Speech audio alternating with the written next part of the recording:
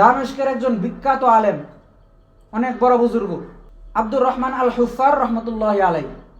আরেকজন আলেমে তার একটা ঘটনা বর্ণনা করছে, আব্দুর রহমান আল হুফার রহমতুল্লাহ আলাই টাকার বিনিময়ে ওই মানুষের কবরকরণ করত। তো একদিন হঠাৎ এক মহিলা এসে বলতেছে, দেন আমার জন্য একটা কবর খননে দেন, কবর খনন করেন, একজন ব্যক্তি মারা গেছে। যাক, যখন সে আগেই কবর খনন করে রাখছে, রেডি করে রাখছে, জানাজা শেষে ওই ব্যক্তিটাকে আবার কি করবে, দাফন করবে। তো যখন ওই ব্যক্তিটাকে সে জানাজা শেষে যখন দাফন করার সময় হয়, কবরে রাখছে, তো উনি যখন লাশ নিচে রাখছে, তো ওই ব্যক্তিরা দেখতেছে যে তার যে কবরটা মানে বিশাল প্রশস্ত হয়ে গেছে, আর এই নিচে দেখতেছে অনেক বড় হয়ে গেছে। এই জন্য যেন ফুলের বাগান, মানে জান্নাতি যে নাজ নিয়ামত এরকম। তারপরে দুইজন ব্যক্তি আসলো ঘোড়া দিয়া সওয়ার হইয়া, আসার পরে ওই লাশটাকে তারা দুজন নিয়ে গেল। দেখার সাথে সাথে বেড়া অজ্ঞান হয়ে গেছে। এই যে সেই ব্যক্তি যে দৃশ্যগুলো দেখছে, অন্য আরো মানুষ সাথে ছিল, কেউ দেখে নাই, শুধু ওই ব্যক্তি দেখছে। তো তাকে নিয়ে আসা হইলো, পানি দিয়া তাকে যেমনি হোক তার জ্ঞান ফিরাইছে। তো কিছুদিন পর ওই মহিলাটা আবার আসছে যে ভাই আমার জন্য আরেকটা কবর খনন কর। তখন আরেকটা কবর খনন করছে। তো যখন জানাজা শেষে লাশ দাফন করার সময় হইলো, তখন ওই ব্যক্তিটা আবার তার লাশকে কি করলো, কবর নামাইছে। ওই যে আগে লাশের সময় যে ঘটনা, সেম সেই ঘটনা, সাথে সাথে কবরটা প্রশস্ত হয়ে গেল। কবরের ভিতর জান্নাতের বাগান, নাজ নিয়ামত। দুইজন লোক আসলো ঘোড়া দিয়া, আর ওই লাশটাকে কি করলো, নিয়ে গেল।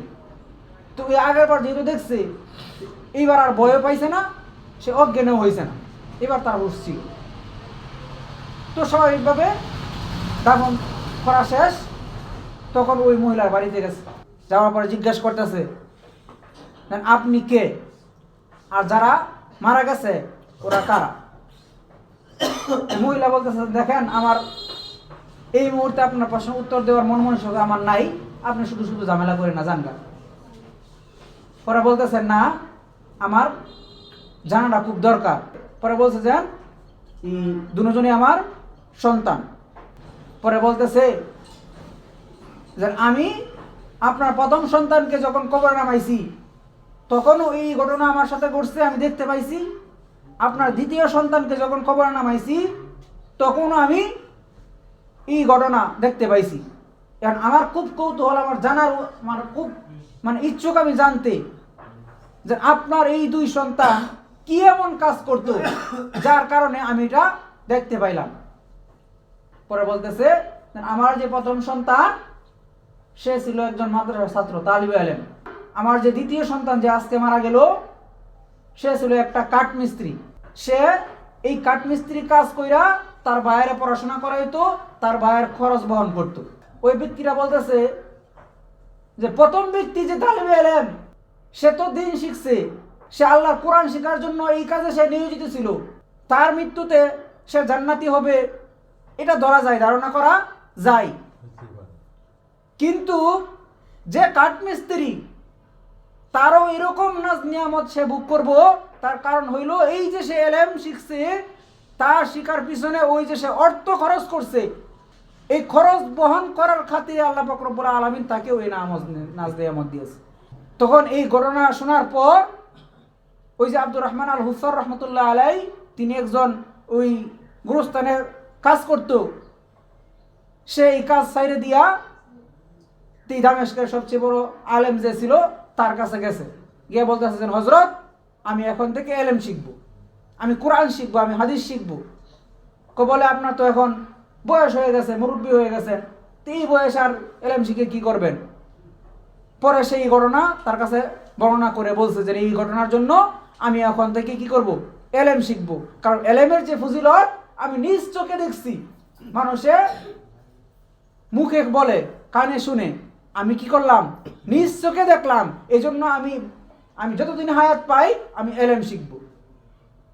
আর উনি হায়াত অবস্থায় বৃদ্ধ বয়সে এলেম শেখা শুরু করছে, কিন্তু মরার আগে তিনি দামেস্কের বিখ্যাত আলেম আব্দুর রহমান আল হুফর রহমতুল্লাহ আলাই, এই গুগলে সার্চ দিলে এই নাম কইরা তার ঘটনা এখনো আসে, পাওয়া যায় কত বড় আলেম হয়েছে সে পরে।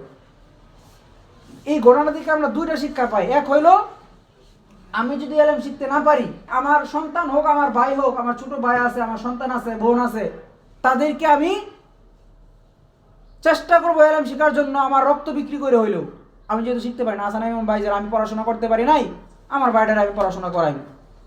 যে এলেম শিখে সে যেরকম মর্যাদাবান, তার পিছনে যে অর্থ খরচ করে আল্লাহ পাক তাকেও সেরকম মর্যাদাবান করে তোলে। সুবহানাল্লাহ। আর একটা বিষয় কি বুঝতে পারলাম, যে আপনার বয়স হয়ে গেছে তাতে কোনো সমস্যা নাই। আপনার যদি শেখার আগ্রহ থাকে, বয়স কোনো ব্যাপার না, বয়সটা কি না কোনো ব্যাপার না। প্রয়োজন হলো ইচ্ছা শক্তি। প্রয়োজন কি? ইচ্ছা শক্তি। আপনার ইচ্ছা থাকতে হবে, আমার শেখার আগ্রহ থাকতে হবে।